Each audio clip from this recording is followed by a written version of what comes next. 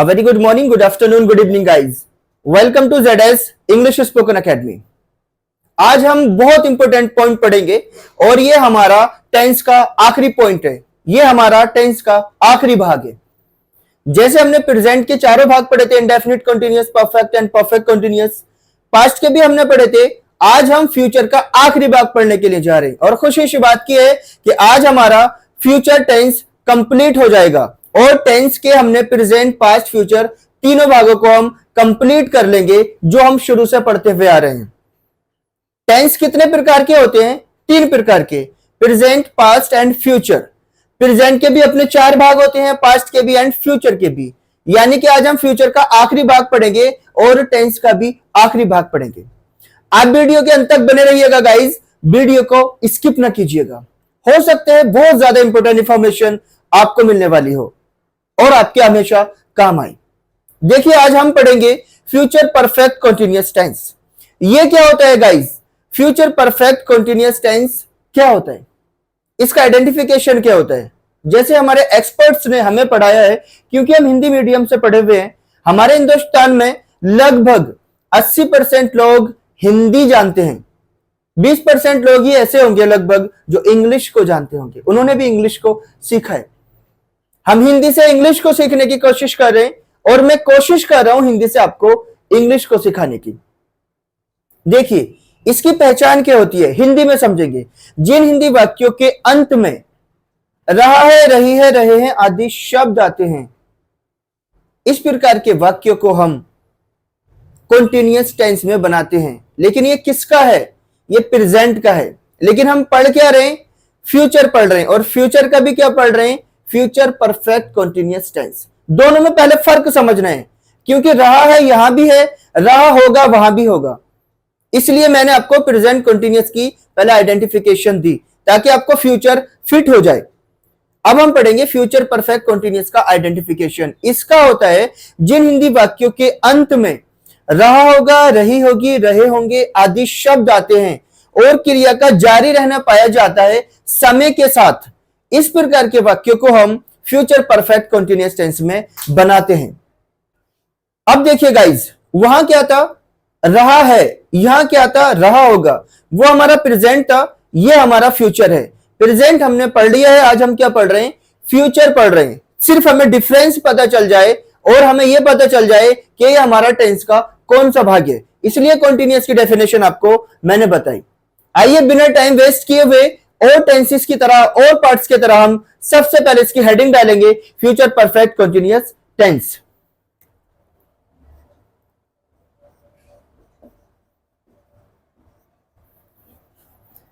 Future perfect continuous tense, ये हमारा heading है गाइज। हम क्या पढ़ रहे हैं? टेंस पढ़ रहे हैं। किसका? फ्यूचर का। कौन सा? Perfect continuous, right. इसका अगला हेडिंग डालेंगे आइडेंटिफिकेशन।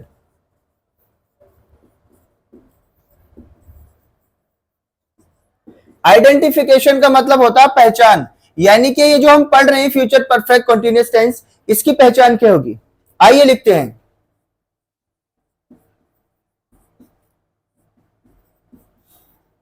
जिन हिंदी वाक्यों के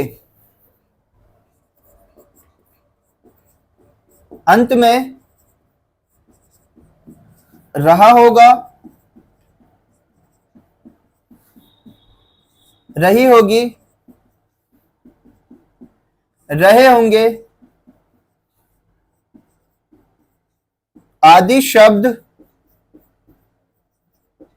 आते हैं और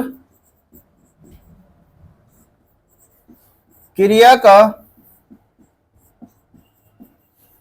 जारी रहना पाया जाता है समय के साथ।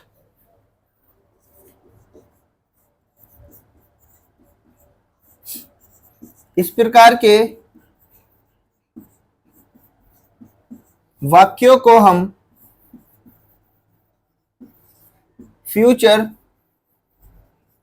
परफेक्ट कॉन्टिन्यूअस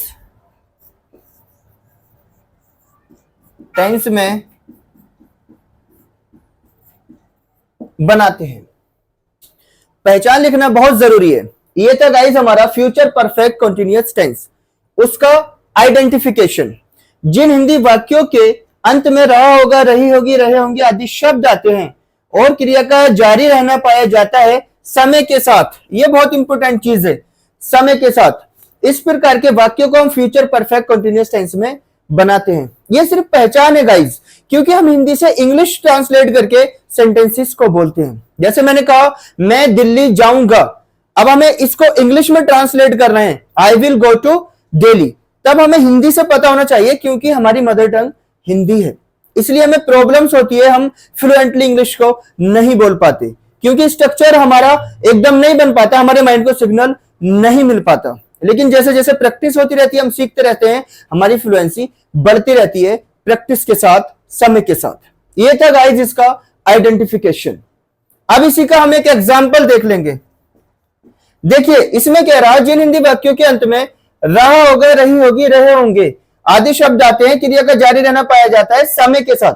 इस प्रकार के वाक्यों को फ्यूचर परफेक्ट कंटीन्यूअस टेंस में बनाते हैं। सेम वही एग्जांपल लिखेंगे। मैंने कहा वह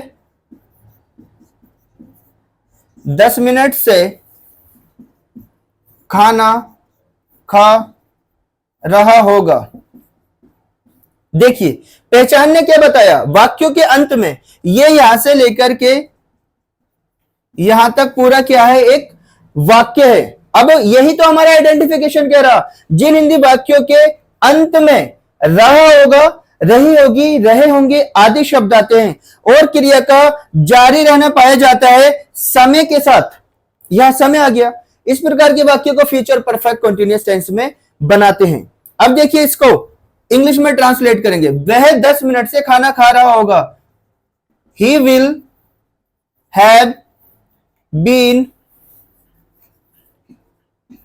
ईटिंग द फूड, कितने मिनट से, फॉर 10 मिनट्स। वह कितनी देर से खाना खा रहा होगा, वह 10 मिनट से खाना खा रहा होगा। He will have been eating the food for 10 minutes. अब देखिए ये यहां से लेकर के यहां तक पूरा एक सेंटेंस है। अब ये सेंटेंस इंग्लिश में है, ये वाक्य हिंदी में है, लेकिन ये फ्यूचर परफेक्ट कंटीन्यूअस टेंस हम पढ़ रहे हैं। अब हमारे अंदर ये सवाल पैदा हो सकता है, ये विल, ये हैव, ये बीन, ये ईटिंग, आईएनजी वाली फॉर्म ये कहां से आया। तभी तो गाइस हम इसको डिटेल में पढ़ रहे हैं। ये तो सिंपल था he will have been eating the food for 10 minutes. लेकिन अब हम इसी फ्यूचर परफेक्ट कंटीन्यूअस टेंस का पहला भाग पढ़ेंगे, अफर्मेटिव, जो हमें ये रूल देगा। ये देखिए यहां पर ही, यहां पर सब्जेक्ट है, विल हैव यहां पर हेल्पिंग वर्ब है, बीन तक ईटिंग यहां पर मेन वर्ब है, द फूड ऑब्जेक्ट है और ये हमारा टाइम है। ये हमारा क्या है, टाइम है। अब ये चीजें सारी हमको कौन देंगे, ये सारी चीजें हमें रूल्स से मिलेंगी जब हम इसी के चारों भागों को, तो इसका एग्जांपल, अब इस हिंदी के वाक्यों को इंग्लिश में कैसे बनाएंगे वो हमें इसके रूल्स देंगे। अफर्मेटिव अपना अलग रूल देगा, नेगेटिव अलग देगा, इंटरोगेटिव फर्स्ट सेकंड अपने अलग अलग रूल्स देंगे। उन्हीं रूल्स को इस्तेमाल करके हम हिंदी के सारे वाक्य बनाएंगे। ये था गाइस हमारा फ्यूचर परफेक्ट कंटीन्यूअस टेंस का आइडेंटिफिकेशन और एक एग्जांपल। इसको नोट कर लीजिए।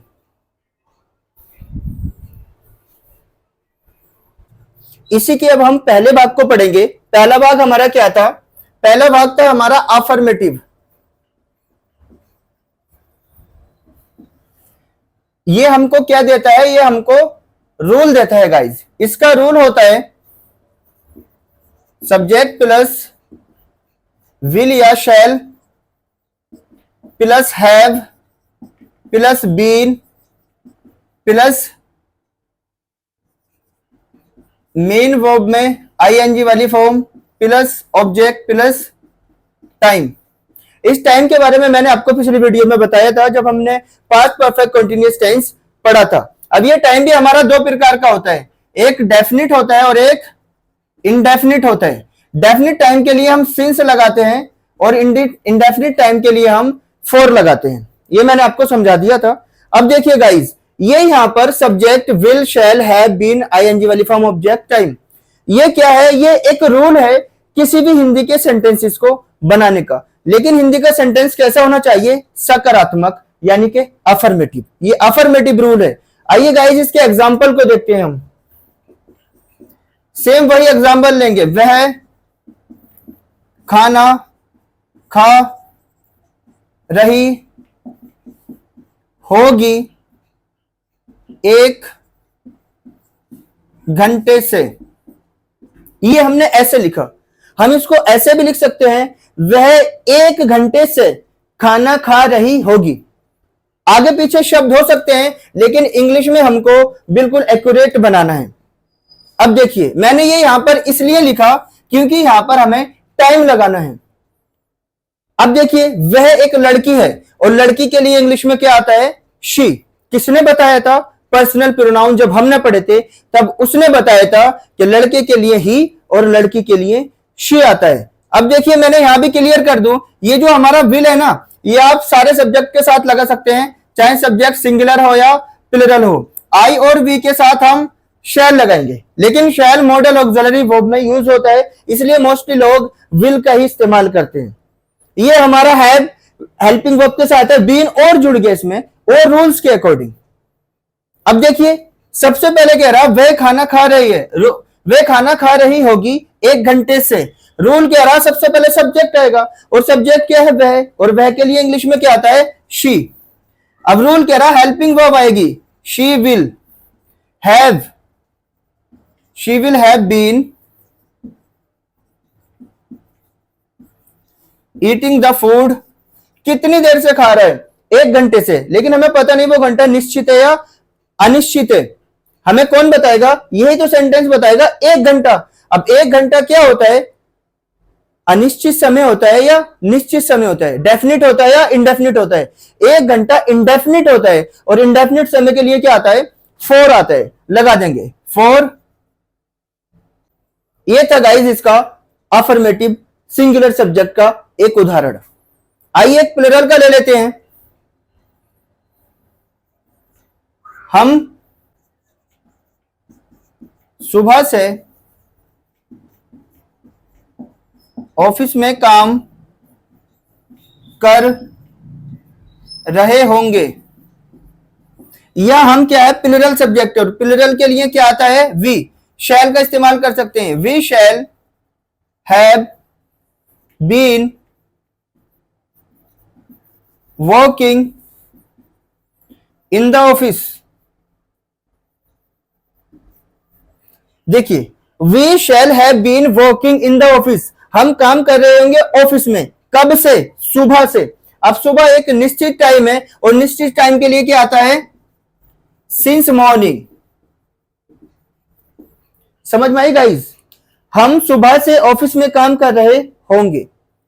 We shall have been working in the office since morning. ये था गाइस इसका अफर्मेटिव रूल, उसका एक एग्जाम्पल। कुछ समझ में आया? कोशिश कर रहा हूं आपको हिंदी से इंग्लिश को सिखाने की, उम्मीद करता हूं इसमें कुछ ना कुछ आपको समझ में जरूर आया होगा। अब देखिए वी यहां पर क्या है, सब्जेक्ट, शैल हैव बीन यहां पर क्या है, हेल्पिंग वर्ब, ये यहां पर क्या है, मेन वर्ब में आईएनजी वाली फॉर्म। इन द ऑफिस क्या है, ये ऑब्जेक्ट है, और इन द सिंस मॉर्निंग क्या है, यहां पर टाइम है। हमने सारी चीजें सीक्वेंस में लिखी है, क्यों, क्योंकि ये रूल कह रहा है। मैं इसको ऐसे लिख सकता हूं, we working have been since morning in the office. Sequence बिगड़ जाएगा इसका, इसलिए ये रूल पढ़ाए जाते हैं और रूल के अकॉर्डिंग ही हमको बोलना होता है और लिखना होता है। ये था गाइस फ्यूचर परफेक्ट कंटीन्यूअस का अफर्मेटिव भाग। अब हम इसका अगला भाग पढ़ेंगे, नेगेटिव। इसको नोट कर लीजिए। अब इसी का दूसरा भाग पढ़ेंगे, नेगेटिव। ये भी हमको क्या देगा, एक रूल देगा। इसका भी रूल सेम ही होता है, सब्जेक्ट प्लस विल या shall plus not plus have plus been plus main verb में आईएनजी वाली form plus object plus time. क्या एग्जाम्पल ले लेंगे सेम वही, वह 5 मिनट से खाना नहीं खा रहा होगा। इंग्लिश में वह के लिए इंग्लिश में क्या आता है? He will not have been eating the food. कब से नहीं खा रहा होगा? For 5 minutes. वह 5 मिनट से खाना नहीं खा रहा होगा। He will not have been eating the food for 5 minutes. यहां पर ये क्या आ गया? फॉर 5 मिनट्स टाइम आ गया। यहां पर ये क्या आ गया? ऑब्जेक्ट। ये मेन वर्ब में आईएनजी वाली फॉर्म, ये हमारा हेल्पिंग वर्ब, ये हमारा सब्जेक्ट। ये था गाइस हमारा इसका नेगेटिव रूल। कुछ नहीं होगा, अगर खाली यहां से आप नोट हटा दोगे तो ये हो जाएगा वह 5 मिनट से खाना खा रहा होगा। खाली नोट बढ़ा दिया, वह 5 मिनट से खाना नहीं खा रहा होगा। कुछ है? कुछ भी नहीं है गाइस, सिर्फ हमको समझना होता है, फर्क समझना होता है थोड़ा थोड़ा। जब हम इसको सीख जाएंगे, इंग्लिश बोलना शुरू कर देंगे, ऑटोमेटिकली ये सारी चीजें इंप्रूव हो जाती है। मैं अगर अपनी बात करूं, when I had started learning English, at that time I was unable to speak any single sentence in English. My seniors used to do counter attack on me. I was unable to answer them. Do you know why? Because I was unable to speak. I did not have the collections of the vocabulary. I did not know how to answer the questions. But I did not give up. I was inspired, worked hard, and Alhamdulillah now I am able to speak in English. I can answer the questions easily. Now I am teaching you. I am trying to teach you English so that you may become fluent speaker in it. ऐसे होता है guys, धीरे धीरे हम चीजों को सीखते हैं, वो हमारी प्रैक्टिस में आती है, हम उनको बोलते हैं, यूज करते हैं। ताजमहल क्या एक दिन में बना था? कुतुब मीनार क्या एक दिन में बना था? लाल किला क्या एक दिन में बना था? कितने सारे हमारे हिस्टोरिकल प्लेसेस हैं। वक्त लगता है, बूंद बूंद से घड़ा भरता है। ऐसे हम धीरे धीरे इसको सीख रहे हैं। एक वक्त ऐसा आएगा, ये सारी चीजें हम सीख चुके होंगे और इंग्लिश में बात कर रहे होंगे। आइए गाइस, इसका एक एग्जांपल और लिए लेते हैं। तुम शाम से खाना नहीं खा रहे होंगे। राइट? तुम के लिए इंग्लिश में क्या आता? You will not have been eating the food. कब से? शाम से। Since evening. ये इसका गाइज प्लूरल सब्जेक्ट का एग्जांपल था। तुम शाम से खाना नहीं खा रहे होंगे। You will not have been eating the food since evening. इसको नोट कर लीजिए गाइज। इसी का तीसरा भाग पढ़ेंगे बहुत जल्दी। जब हम इसी के तीसरे भाग को पढ़ेंगे,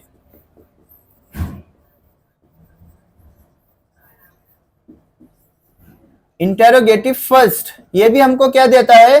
रूल देता है। इसका रूल क्या होता है गाइज? हेल्पिंग वर्ब पहले आ जाती है। विल या shall plus subject plus have plus been plus main verb में आईएनजी वाली form plus object plus time plus question mark.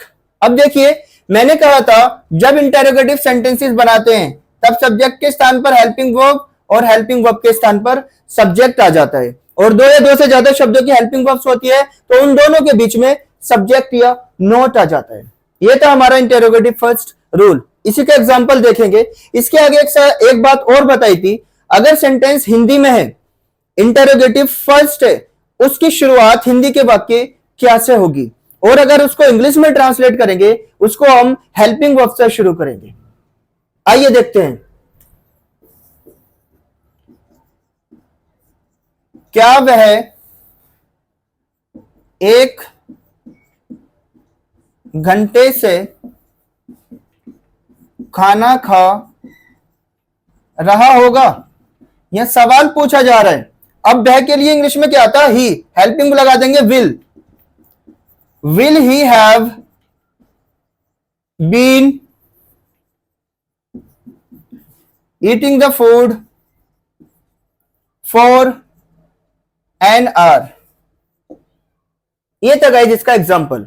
Will यहां पर हेल्पिंग वर्ब, ही यहां पर सब्जेक्ट, विल के आगे का हेल्पिंग वर्ब, ईटिंग यहां पर main verb, the food object, for an our time.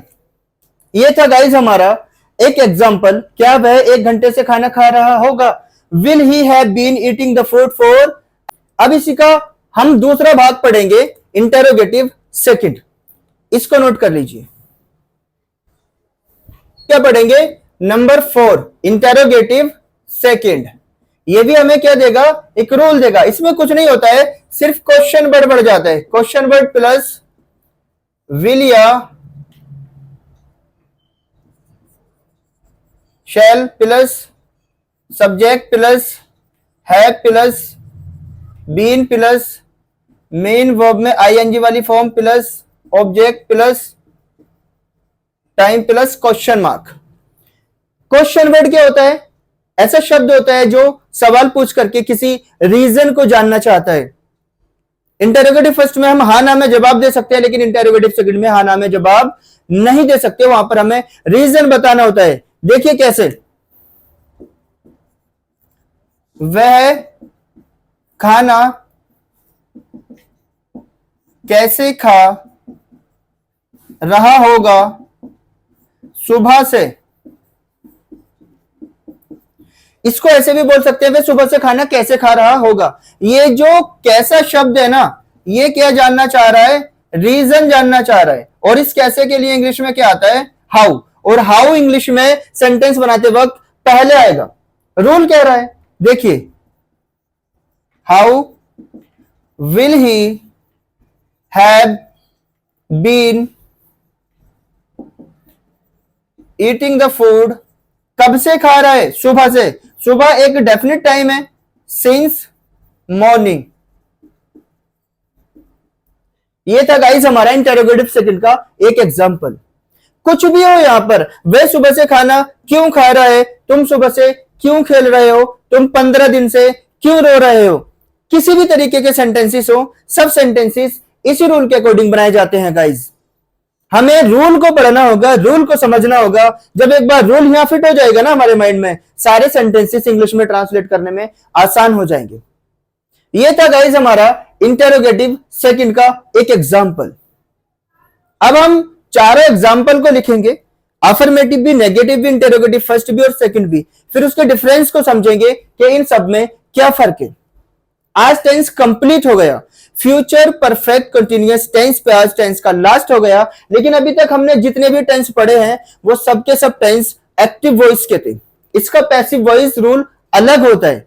जैसे मैं कहूं मैं पढ़ाता हूं, एक्टिव वॉइस है। मुझे पढ़ाया जाता है किसी के द्वारा, पैसिव वॉइस है। तो अभी तक हमने ये जितने भी रूल्स पढ़े थे ना टेंस के, प्रेजेंट, पास्ट एंड फ्यूचर, ये हमारा एक्टिव वॉइस था। अब हम क्या पढ़ेंगे? पैसिव वॉइस, जिसमें काम किसी के द्वारा किया जाता है। आइए गाइज, मैं आपको टेंस का स्ट्रक्चर एक बार फिर समझाता हूं, क्योंकि आज टेंस का लास्ट हो रहा है। और टेंस का स्ट्रक्चर जब हम समझ लेंगे, प्रेजेंट, पास्ट, फ्यूचर का एक एक एग्जांपल समझ लेंगे, तब हमें समझ आ जाएगा कि ये टेंस क्या होता है, सेंटेंस क्या होता है, इसके रूल्स क्या होते हैं, हिंदी के सेंटेंसेस को इंग्लिश में ट्रांसलेट कैसे करते हैं। आप इसको नोट कर लीजिए। इसके बाद हम टेंस के स्ट्रक्चर को सीखेंगे, उसके बाद एक्टिव वॉइस आज कंप्लीट हो जाएगा। बहुत जल्दी नेक्स्ट वीडियो में मिलेंगे पैसिव वॉइस के स्ट्रक्चर के साथ।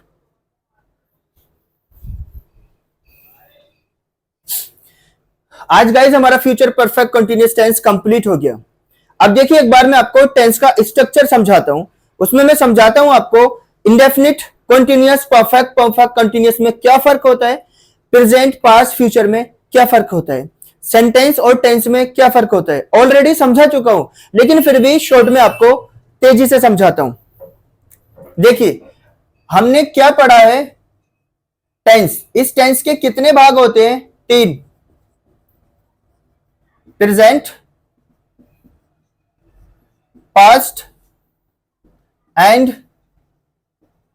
फ्यूचर। इस टेंस का हिंदी मीनिंग होता है काल। ये टेंस हमें क्या क्या बताता है? ये टेंस हमें टाइम बताता है, एक्शन बताता है, या किसी चीज की स्टेट बताता है। राइट? अभी हमारा टेंस है, प्रेजेंट है, पास्ट है एंड फ्यूचर है। इस प्रेजेंट के भी, पास्ट के भी और फ्यूचर के भी हमने चारों भाग पढ़ लिए, इनका आइडेंटिफिकेशंस पढ़ लिया, एग्जांपल्स लिख लिए, रूल सीख लिए।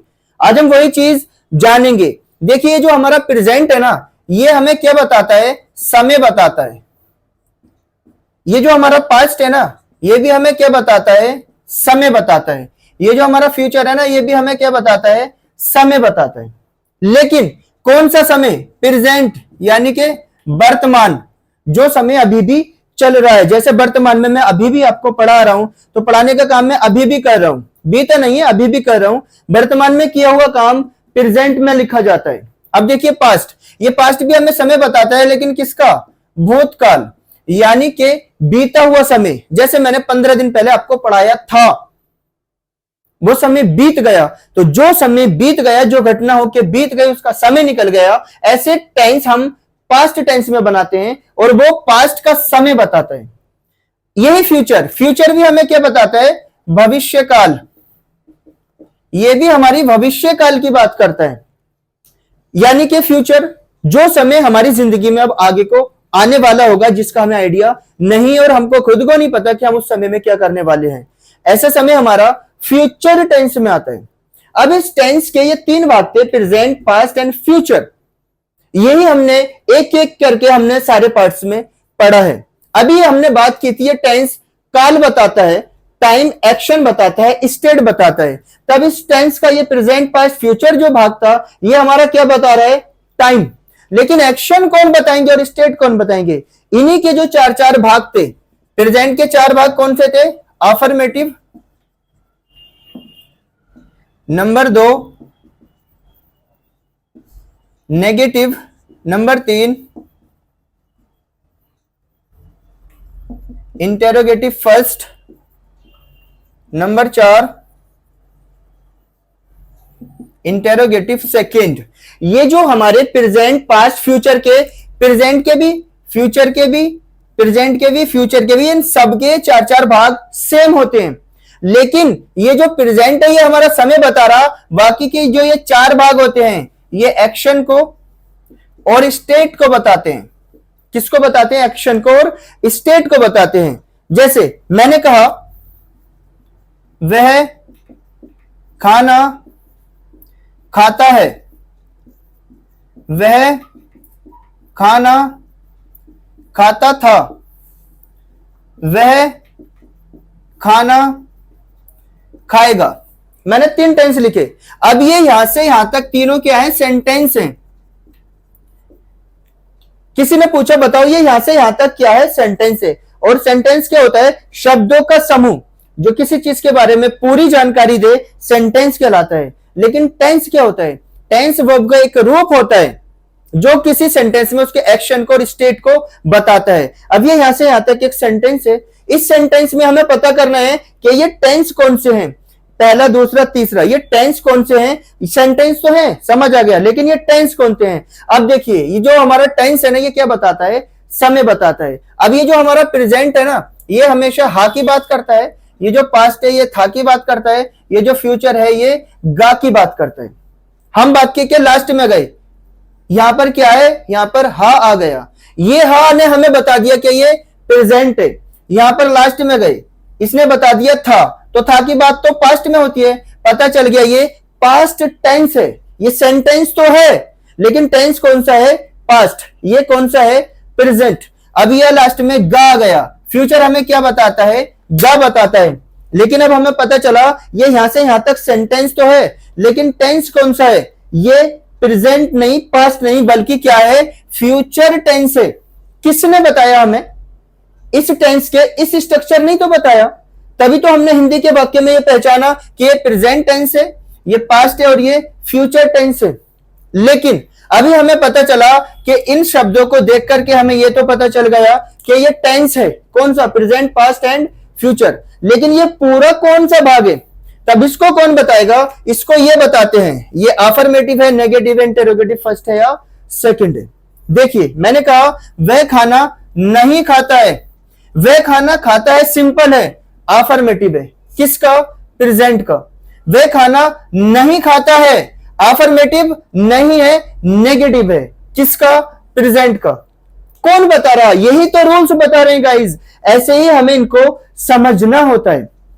ये टेंस है गाइज, ये हमारा यहां से यहां तक सेंटेंस है। मैं उम्मीद करता हूं ये मैंने डिटेल में एक पिछली वीडियोस में पढ़ा दिया है, ज्यादा लंबा करना ठीक नहीं है, वीडियो ज्यादा लंबी हो जाएगी। इसको समझाने का मकसद ये था कि ये यहां से यहां तक सेंटेंस है और ये इस टेंस के रूप हैं। कैसे, प्रेजेंट, पास्ट, फ्यूचर। जो बात प्रेजेंट में होती है प्रेजेंट की, जो पास्ट में होती है पास्ट की, जो फ्यूचर में होती है फ्यूचर की होती है। आज के लिए इतना ही काफी है गाइज। उम्मीद करता हूं वीडियो में कुछ ना कुछ आपको जरूर समझ में आया होगा। अगर कहीं भी आपको कुछ भी समझ में नहीं आया हो, एक बार कमेंट करके जरूर बताएं। I will try to teach you again. Thank you for watching this video. Thank you so much.